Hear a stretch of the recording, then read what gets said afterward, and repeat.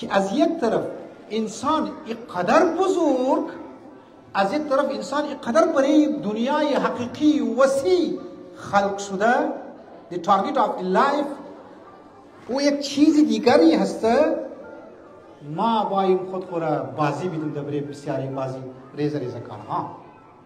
خدمت امروز که کار بود خدمت شما گفتم بعد از نماز ظهرین که آیت الله جوادی عاملی موگه که در منی دعاهای صحیفه سجادیه نوشته که امام سجاد برای مؤمنین برای مؤمنات صلوات میفرسته. همونطور که ما برای اهل بیت صلوات میفرستی، برای رسول خدا صلوات میفرستی، ائمه ها برای ازمو صلوات میفرسته.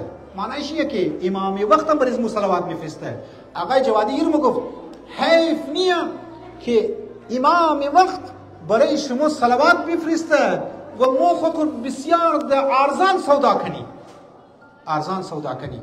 ارزان چیه زنی من؟ از صبح تا شب را در فکر آخرت نباشی، در فکر جمع کدو باشی، در فکر جمع کدو باشی. کار بد چیز نیه، کار خوب چیزه، باید کار کس نکنی.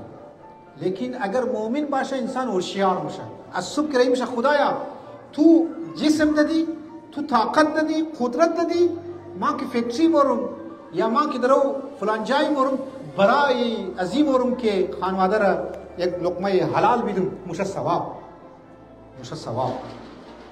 لذا انسان بسیار عظیمه، بسیار عظیمه، بسیار بزرگه. لیکن ما میگنی در مسائل های ریزه ریزه خود خورا مبتلا مونی. وقت ریزه نه، بعض اوقات در گناه مبتلا مونی. ما باید گناه را باید متوجه شونی که گناه چیه. ما اول نشو گفتم در خدمت زن 24 سال در منی قوم خواندی، زحمت کشیدی، 14 سال 14 گنٹه ما میخواندم، مباحثه ها، مشکلات اقتصادی، فاینانشل پرابلم ها، توهین ها و یک بوگ از چیزها. لیکن در یک نقطه رسیدم در منی سوسایتی از خود خو، مردمی از خود خو که در منی 24 سال مو اخلاق مردم را روست نتنستیم. یا خود خو کوتاهی از ما یا مردم کوتاهیشی. اقدارهای اخلاقی را پیاده و اپلای نتنستیم منی معاشره. فرنلاین دین قرار میگیریم، مذهب قرار میگیریم، لیکن از دین بیخبر هستیم، از کمال الهی بیخبر هستیم. ریاکاری، بغض، عداوت، دشمنی، غیبت، تهمت، چغلخوری،